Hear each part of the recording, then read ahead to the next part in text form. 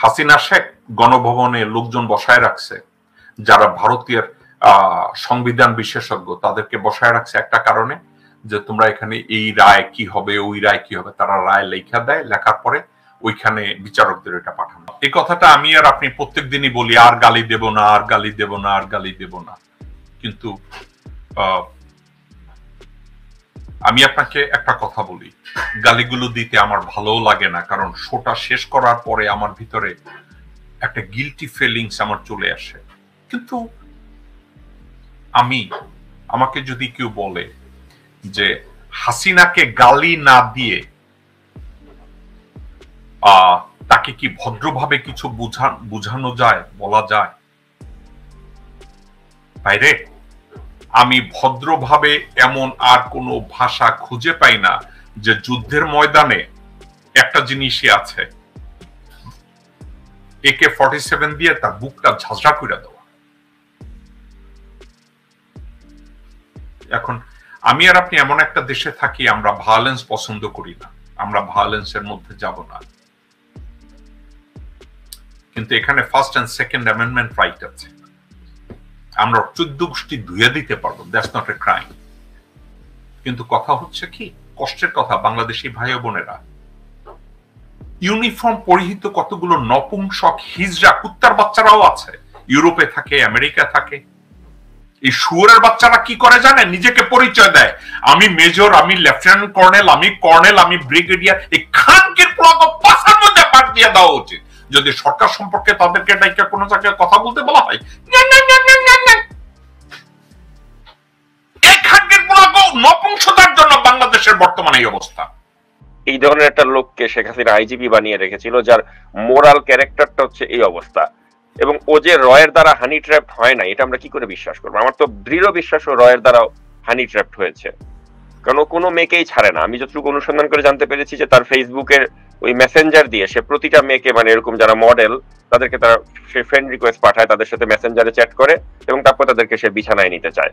আমার কাছে এরকম অডিও আছে যেখানে দেখা যাচ্ছে একটা মেয়েকে সে ফোন করে সাথে সাথে বলতেছে যে I want do physical relation with you, তোমার সাথে আমি ফিজিক্যাল করতে চাই, এ ধরনের কথাবার্তা সে বলছে।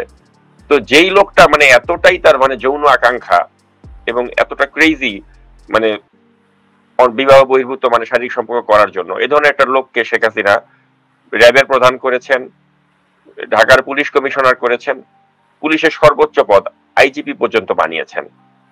তো এটা আমাদের রাষ্ট্রীয় নিরাপত্তাকে কতটা ঝুঁকির মাঝে ফেলে দিয়েছিল, আপনার কি মনে হয়? সর্বপ্রথম হাসিনা শেখ, রেহানা শেখ এবং তার 5টা কুত্তার বাচ্চা এরা সবাই ভারতীয় নাগরিক। বাংলাদেশি ভাই বোনেরা, আপনাদেরকে আমি সচেতন কিভাবে করব, আপনাদেরকে আমি একটা কথা বলি। কোরআন শরীফে, পবিত্র কোরআন শরীফে বারবার বলা হয়েছে যে তোমরা অজুহাত তৈরি করো না যে তোমাদেরকে সতর্ক করা হয়নি। আল্লাহ পাক বারবার কোরআনের মধ্যে বলছে যে এই অজুহাত তোমরা তৈরি করো না যে তোমাদেরকে সতর্ক করা হয়। কে করেছে আর কে করে নাই আমি এটা নিয়ে মাথা ঘামাই না, কিন্তু আমি আপনাদেরকে বারবার বললাম, হাসিনা মাগি, রেহানা মাগি এবং তাদের 5টা কুত্তার বাচ্চা এরা সব ভারতীয় নাগরিক। বাংলাদেশে এরা প্রবেশ করেছে, প্রবেশ করানো হয়েছে বাংলাদেশকে জাহান্নাম বানানোর জন্য। বর্তমান বাংলাদেশের রাষ্ট্রীয় অস্তিত্ব স্রেফ কাগজে কলমে। এখন ওখানে সাকিব বলবে এই বেনজিরের মতো একটা মদখোর মাগিবাসকে পুলিশ প্রধান, র‍্যাব প্রধান করা হয়েছে। আমি সাকিবকে জিজ্ঞাসা যদি করি, সাকিব, ভারতীয় নাগরিক হাসিনা মাগি নিজে যেখানে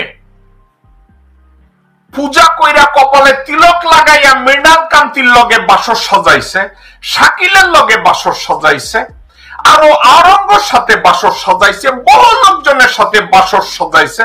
এখন আপনি সাকিব হাসিনা মাগির কাছ থেকে আশা করবেন যে ফেরেস্তার মতো লোককে মন্ত্রী বানাবে আর র্যাবের এটা বানাবে? আপনার মাথাটা ঠিক আছে? হাসিনা মাগি তার স্বার্থে একজন মদখোরকে আইজি বানাবে, হাসিনা নাকি তার স্বার্থে একটা কুলাঙ্গারকে পুলিশের আইজি বানাবে বা র্যাবের প্রধান বানাবে। এবং আপনি দেখুন খেয়াল করে, আগে যে রাষ্ট্রপতি ছিল এই আব্দুল হামিদ, সে যে কত বড় লম্পট লুচ্চা প্রকৃতির লোক, এটা সকলেই জানে। প্রতি রাতে নতুন নতুন নারী লাগে, তার মতো একটা লোককে সে রাষ্ট্রপতি পদে কতদিন রেখে দিল।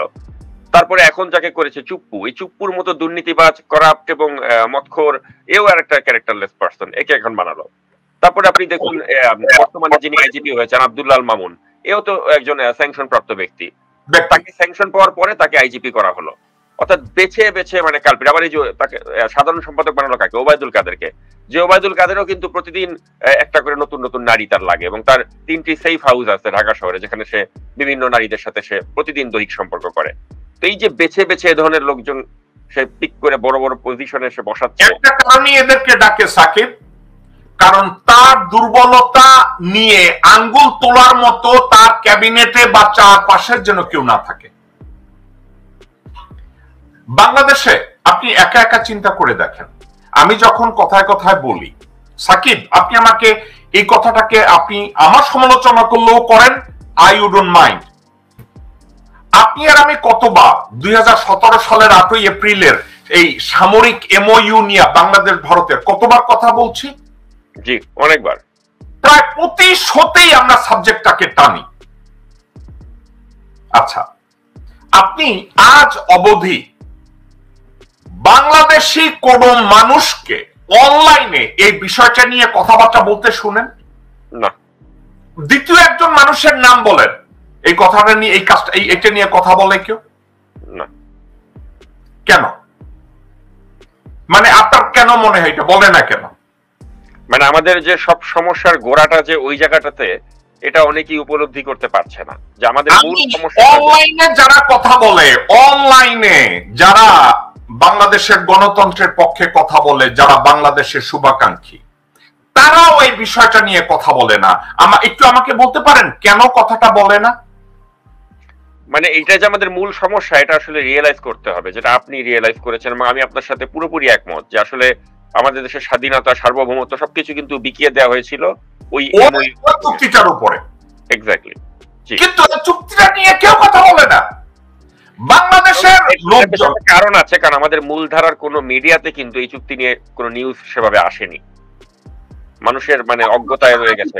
আমি একটা কথা বলি, হাজারো টেলিভিশন প্রোগ্রাম এখন অনলাইনে হয়, যারা দেশের মধ্যে অনেকে নাই, কিন্তু এটা নিয়ে কেউ কথা বলে না কেন? আপনার কি মনে হয়? সেটাই, মানে আমাদের মূলধারার অনেকগুলো মিডিয়া আছে, এতগুলো টিভি চ্যানেল আছে, কেউ কিন্তু এই নিরাপত্তা চুক্তির বিষয়টা নিয়ে ওভাবে নিউজ করেনি। এই কারণে এটা অনেকের মানে দৃষ্টি এড়িয়ে গেছে। এটাই আমার কাছে মূল কারণ মনে হয়। মানে এই সাবজেক্টটা নিয়ে কেউ কোনো কথা বলবে না। আমি যখন এই সাবজেক্টটা নিয়ে কথা বলতে চাই, আপনি কি জানেন যেদিনই আমি আর আপনি সেনাবাহিনী, সশস্ত্র বাহিনীকে গালি দেই, আপনি খেয়াল করবেন আমাদের শো শেষ করার সাথে সাথে ডিজিএফআই পেইড কুত্তাগুলা লাফাইতে থাকে আর গালি দিতে থাকে। আপনি খেয়াল করছেন? জি জি, এক্স্যাক্টলি। জি, এটা কেন করে আপনি খুব ভালো করে জানেন। এর অর্থ কি জানেন? আমি জায়গা মতো মানে জায়গা মতো আপনি আঘাত করেছেন, এই কারণে তারাই এটা নিয়ে কন্টিনিউয়াসলি করে। অনলাইনে এত লোকজন দেশ উদ্ধার করে, গণতন্ত্র উদ্ধার করে, মানে দুনিয়া উদ্ধার করে ফেলায়, কিন্তু এই বিষয়টার উপরে কথা বলে না। এখন আমি কথাটাকে কেন টানলাম জানেন? বাংলাদেশি ভাই বোনেরা একবারও বলেন না, বলার সুযোগ নেই আপনাদের যে আপনাদেরকে হুঁশিয়ার করা হয় নাই। আজকের straight talk with Jacob Milton, Sakib এবং টিটু রহমানের প্রচেষ্টায় এই শোটা ক্রিয়েট করা হয়েছে। From day one as of today আমি এই সাবজেক্টটাকে প্রায় প্রতিটা শোতে আপনাদের সামনে বলেছি যে বাংলাদেশের সকল গুম খুন, বাংলাদেশের সীমান্ত হত্যা এবং বাংলাদেশের প্রত্যেকটা ক্ষেত্রে যা যা হচ্ছে এর গোড়ায় আছে 2017 সালের 8ই এপ্রিলের স্বাক্ষরিত এমওইউ। এটা নিয়ে কেউ কোনো কথা বলবে না। ওই চুক্তির উপরে ভিত্তি করে বাংলাদেশের সশস্ত্র বাহিনী আজকে ভারতের নিয়ন্ত্রণে। ওই চুক্তির উপরে নির্ভর করে বাংলাদেশের সীমান্ত, স্থল সীমান্ত, নৌ পথ, জলসীমা আকাশসীমা ভারতের নিয়ন্ত্রণে। ওই চুক্তির উপরে ভিত্তি করে ভারতীয় রাডার বাংলাদেশে স্থাপন করা হয়েছে। গত সপ্তাহে সাকিব আমারে জিজ্ঞাসা করা হয়েছে রাডার কেনা হয় নাই। ওই চুক্তির উপরে ভিত্তি করে বাংলাদেশের লোকজনদেরকে গুম করে ইন্ডিয়ায় নিয়ে যাওয়া হয়। ওই চুক্তির উপরে ভিত্তি করে বাংলাদেশের স্যাটেলাইট উৎক্ষেপণ করা হয়েছে বাংলাদেশের সরকারের টাকায়, অথচ এটার মালিকানা সরকার না। ভারতীয় নাগরিকরা বাংলাদেশে এসে অবৈধভাবে সরকারি চাকরিতে জয়েন করে, তাদের কোনো কথা নাই। গত সপ্তাহে আবার প্রজ্ঞাপন জারি করা হয়েছে বাংলাদেশের হাইকোর্ট এবং সুপ্রিম কোর্টের প্রধান বিচারপতি, হাইকোর্ট এবং সুপ্রিম কোর্টের বিচারপতিরা ভারতে যাবে ট্রেনিং করার জন্য। সাকিব, আপনি কি শুনেছেন যে বাংলাদেশের বিচারপতিরা যাচ্ছে ভারতে? যেরকম একটা নিউজ এসেছিল। নিউজ এসেছিল না, এই মুহূর্তের নিউজ। আচ্ছা, কেন জানেন ভারতে যাচ্ছে?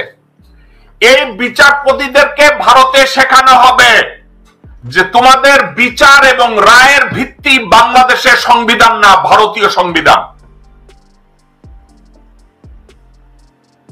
হ্যাঁ, বাংলাদেশি ভাই বোনেরা, এটা বলেন না কখনো আপনাদেরকে হুঁশিয়ার করা হয় নাই। এটা বলেন না যে আপনাদেরকে হুঁশিয়ার করা হয় নাই।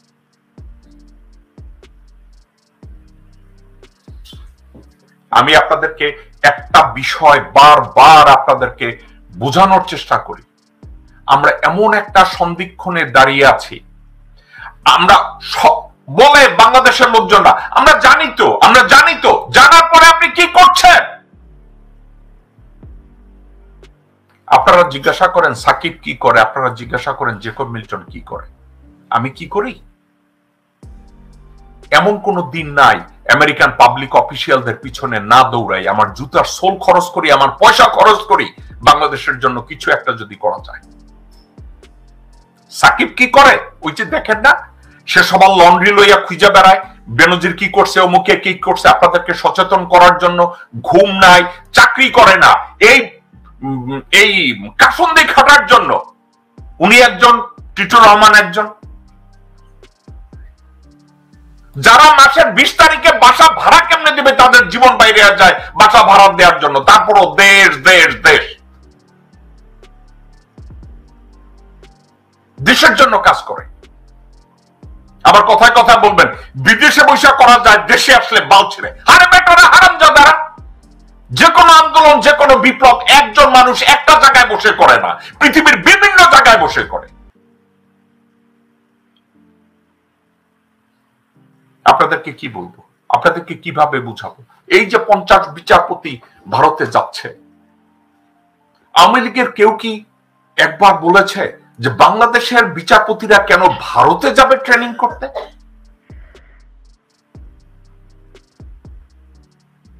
কেউ কি জিজ্ঞাসা করেছে বাংলাদেশের বিচারপতিরা ভারতে কেন ট্রেনিং করতে যাবে? ভারতে গেলে তারা কি বাংলাদেশের কনস্টিটিউশন ওয়াইজ বিচার করবে নাকি ভারতের কনস্টিটিউশন নিয়ে বিচার করবে? এই প্রশ্নটা কি আপনারা কেউ করেছেন? করেন নাই। আপনারা কথায় কথায় বলেন না বাংলাদেশে আমরা অমুক জায়গায় কোর্টে যাব, এই বিচারকের কাছে যাব, ওই বিচারকের কাছে যাব, এই কথাটা বলেন না। একজন বিচারপতি যেই মুহূর্তে বাংলাদেশের কনস্টিটিউশনের উপরে সম্মান থাকে। আমার কাছে একটা খবর আমি পেয়েছিলাম গত কয়েক মাস আগে, যে হাসিনা শেখ গণভবনে লোকজন বসায় রাখছে যারা ভারতীয় সংবিধান বিশেষজ্ঞ, তাদেরকে বসায় রাখছে একটা কারণে, যে তোমরা এখানে এই রায় কি হবে, ওই রায় কি হবে। তারা রায় লেখা দেয়, লেখার পরে ওইখানে বিচারকদের এটা পাঠানো হয়। এর ভিতরে 2-4 জন বিচারক কোশ্চেন করছে যে বাংলাদেশের কনস্টিটিউশনে তো এটা অ্যালাউ করে না। তাকে ধমক দিয়ে থামাই দেওয়া হয়েছে। একজন আর 2 জন না, কয়েকজন বিচারককে ধমক দেওয়া হয়েছে যে এটা বাংলাদেশের কনস্টিটিউশনে নাই, তাহলে আমরা এই বিচারটা কেমনে করব? কি করা হয়েছে জানেন? যখন এই কথাটা উঠেছে যে বিচারপতিরা এই প্রশ্নগুলো তুলেছে, এখন কি করবে জানেন? এই 50 জনকে ভারতে পাঠাচ্ছে তাদের চিকিৎসার জন্য, ট্রেনিং করার জন্য। ক্ষমতাসীনদের অপরিকল্পিত উন্নয়নের সৃষ্ট দুর্যোগ চলছে। রিজভী। বিএনপির সিনিয়র যুগ্ম মহাসচিব রুহুল কবির রিজভী বলেছেন, বর্তমানে যে ভয়াবহ দুর্যোগ চলছে তা শুধু প্রাকৃতিক দুর্যোগ নয়, এটি ক্ষমতাসীনদের অপরিকল্পিত উন্নয়নে সৃষ্ট দুর্যোগ। বুধবার ঢাকা মহানগর উত্তর কাফরুল থানা বিএনপির উদ্যোগে প্রচণ্ড তাপদাহে অতিষ্ঠ শ্রমজীবী মানুষের মাঝে বিশুদ্ধ পানি, স্যালাইন ও সচেতনমূলক লিফলেট বিতরণ কর্মসূচিতে এসব কথা বলেন তিনি। রুহুল কবির রিজভী বলেন, তথাকথিত উন্নয়নের নামে পদ্মা সেতু, মেট্রো রেল নির্মাণ, ফ্লাইওভার নির্মাণের নামে শুধু লুটপাট করা হয়েছে, আর সে টাকা বিদেশে পাচার করে Australia, Dubai, Canada second home তৈরি করা হয়েছে। তিনি বলেন, প্রধানমন্ত্রী শেখ হাসিনার অধীনে কিয়ামত পর্যন্ত সুষ্ঠু নির্বাচন হবে না। 2018 সালে বিএনপি জাতীয় নির্বাচনে গিয়েছিল। আওয়ামী লীগ আগের রাতে ভোট কেটে নিয়ে ক্ষমতায় গিয়েছিল। বিএনপির মতো এত বড় রাজনৈতিক দলকে 5টি সিট ধরিয়ে দিয়েছিল। বিএনপির নেতাকর্মীদের উপর জুলুম ও নির্যাতন করে এবং মিথ্যা মামলা দিয়ে কারাগারে প্রেরণ করে, কবরবাসীদের নামে, হজ পালনরতদের নামে, মৃত্যুশয্যায় থাকা বিএনপি নেতাকর্মীদের নামে মিথ্যা মামলা দিয়ে খুন গুম করে ভোট ডাকাতি করেছিল তারা। জনগণ আপনাদের সরকারের পতন চায়, ভোটের অধিকার চায়, মত প্রকাশের স্বাধীনতা চায়। এভাবে জুলুম করে আর ক্ষমতায় থাকা যাবে না। প্রধানমন্ত্রীর বক্তব্যের প্রসঙ্গে রিজভী বলেন, অতি বাম আর অতি ডানরা আপনাকে ক্ষমতাচ্যুত করতে চায় না।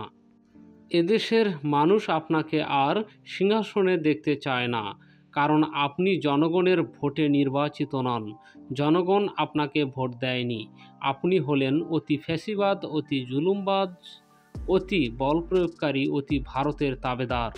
অতিরিক্ত ভারতপ্রীতি এবং জুলুম ও নির্যাতন করে ক্ষমতায় টিকে থাকা যাবে না। এ সময় আরও উপস্থিত ছিলেন ঢাকা মহানগর উত্তর বিএনপির সদস্য সচিব আমিনুল হক, বিএনপির নেতা তাবিদ আউয়াল, মাহমুদুর রহমান সুমন, তরিকুল আলম তেনজিং প্রমুখ। সম্মানিত প্রিয় দর্শক, এতক্ষণ ধৈর্য ধরে ভিডিওটি দেখার জন্য আপনাদেরকে অনেক অনেক ধন্যবাদ। ভিডিওটি লাইক, কমেন্ট ও বেশি বেশি শেয়ার করুন। এরকম ভিডিও পেতে চ্যানেলটি সাবস্ক্রাইব করে আমাদের সঙ্গে থাকুন। আসসালামু আলাইকুম।